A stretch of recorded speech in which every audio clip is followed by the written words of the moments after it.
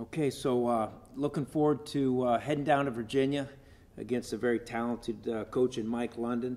And for me, kind of neat to go down there with all the history and all the years they've been playing football down there at Scott Stadium. So I'm anxious to get down there and go to work and hopefully see the fruits of our labor this week and make a lot of corrections on the things we needed to continue to correct coming out of last week.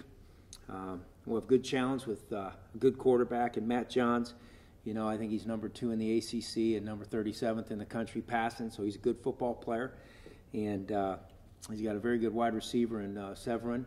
And tailback does a great job, Mizell, getting out of the backfield, carrying the ball, but also screens and a lot of different things that they do. So defensively, we'll have a great challenge, and offensively, you know, very talented defense, as you guys know. Virginia's done a great job recruiting for years, and this team has a bundle of highly talented, highly sought-after recruits that we'll be going head-to-head with. So looking forward to the challenge. Questions? Mark. Hey, Coach. Hey, Mark. How concerned are you about the defense giving up big plays last couple of games? Say that I missed the first. How concerned are you with the defense giving up big plays last couple of games? Always concerned, you know, when you give up big plays. Working hard at it, working hard to get better, practicing those types of things, and you know, in our daily processes of practice, and trying to get better at them. You know, more than anything, just got to keep teaching those young guys how to play team defense. And you know, some of those big plays were short throws that turned into bigger runs, and we didn't do a good job leveraging and playing with good angles. So we've tried to work on those things by fabricating drills in practice that tend to those issues, but you know, got to get rid of them. Nate and then Sam. I think Blanding is one of those highly sought-after recruits. You were referencing the safety that they have. Yeah. Is that a guy that Eric just needs to identify pre-snap every time, given his talent? Not so much. It's more what's the coverage, and then he knows where he can get to and where he can't get to. I think it's a little bit different on offense and defense, like when you flip it and the way you look at it. When you know what the coverage is, then you know what your options are, less than maybe just the player. Whereas when you're on defense and you're attacking a guy, you can try to double a guy. You can try to slant to a guy, you know, slant to a tendency. So it's more awareness of where he is on the football field, and then you know if he's in the middle, they're playing cover 3 or man free. If he's on half the field, they're either playing halves or quarters, and then you say, okay, in this play, I'm taught to throw here, here, and here first when they're in that look. So it's more what's the look as opposed to the person. Go ahead, Sam. You know, last night when there's obviously like a very unfortunate situation happening off campus, you know, I guess the first concern is like safety. You know, was there ever a message that you pass on to the athletes or the coaching staff at all? Yeah, we were actually up here as coaches. And you know, all we really do is say, let's follow protocol of Syracuse University. Let's be smart. Let's listen to what they're saying and follow those procedures. We talk a lot about just making good decisions in general, and it's like when we played the Pinstripe Bowl.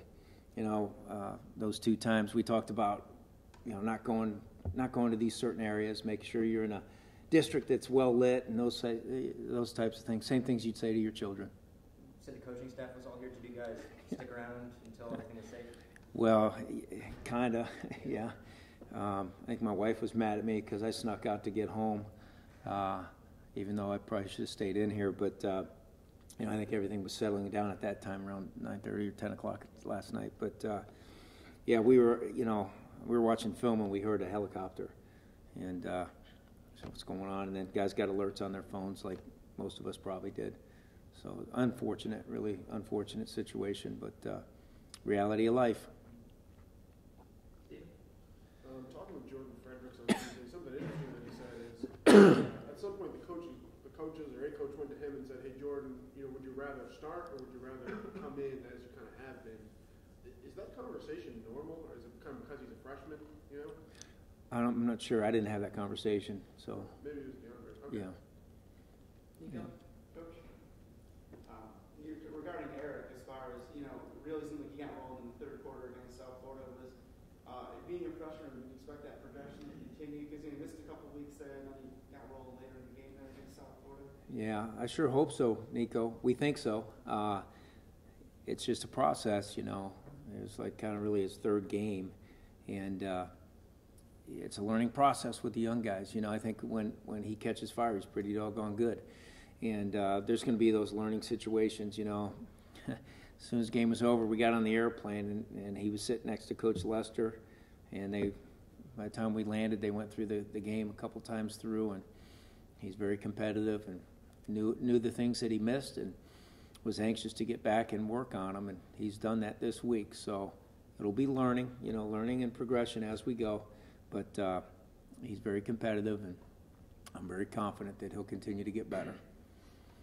Mark? Coach, we talked to some of your players Tuesday night about this, and they expressed confidence about a different attitude. What makes you believe that this season's not going to mirror last year in terms of winning? I don't think of it that way. We're attacking every day, one day at a time, focused on that. I don't overthink it. I don't look backwards anymore. No, I'm looking at this season. What makes you believe that this season's going to develop differently than last year? I know that we're just going to get better every day. You know, we're going to stick with that approach, and hopefully, you know, stay healthy and take good care of the things that we can, you know, control. And it's as simple as that for me. That's what's worked over the years. Going to each contest with the mindset that we can win this game, focus on the things that are going to give us a chance to win those things, and don't look too much further beyond that. Coach, we're into the sixth game of the season. What is it about this team that you're feeling best about, that you're most proud of?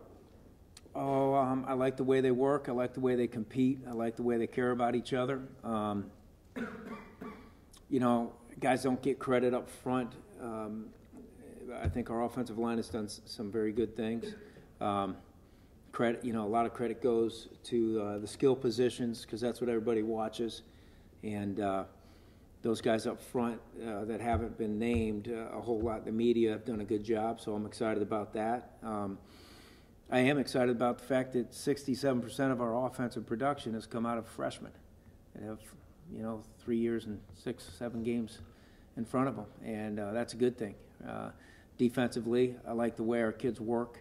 I like the way they take coaching and attack it.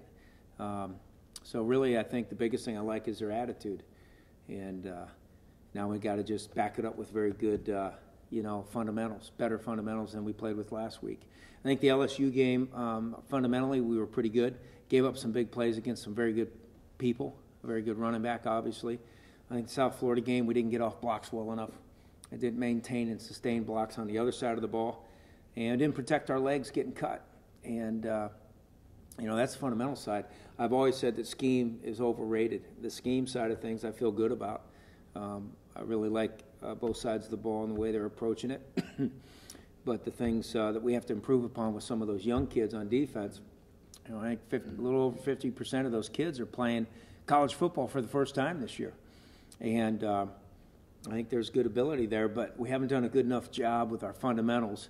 And that's the key. That's the whole key. It still comes down to blocking and tackling and getting off blocks and finishing blocks. And those are the things that we have to impress upon the kids to make good improvement, and we will. Time for 2 more questions. Matt? No, last week you guys faced a quarterback who make plays outside the pocket. Is it any different in how challenging is it to face a running back who can make plays well outside the hash marks too? I mean, different in how you approach, you know, how you approach the way you line up and attack the things, and the way the way you balance out your front to your movement in the secondary.